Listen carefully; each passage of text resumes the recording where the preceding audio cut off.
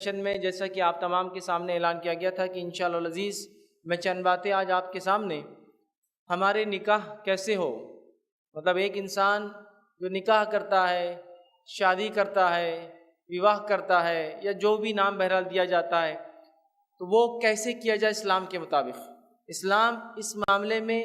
کیسے جو ہے اپنے ماننے والوں کو گائیڈ کرتا ہے، رہنمائی کرتا ہے کہ وہ نکاح کیسے کریں، شادی کیسی ہو۔ اس لیے کہ اسلام ایک ایسا دین ہے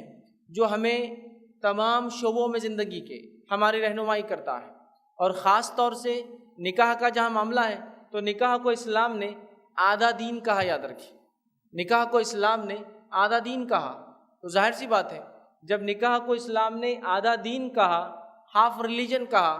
تو اس کو کیسے کرنا ہے، یہ کیسے ہو سکتا ہے اس کا طریقہ نہ بتایا جائے۔ اللہ رب العزت نے جب احکامات نازل کیے، چاہے وہ توحید ہو، اس کے بعد نماز ہو، روزہ ہو، زکوٰۃ ہو، حج ہو، اس کا مکمل طریقہ بتا دیا گیا کہ ان اعمال کو ایسے ایسے کرنا ہے۔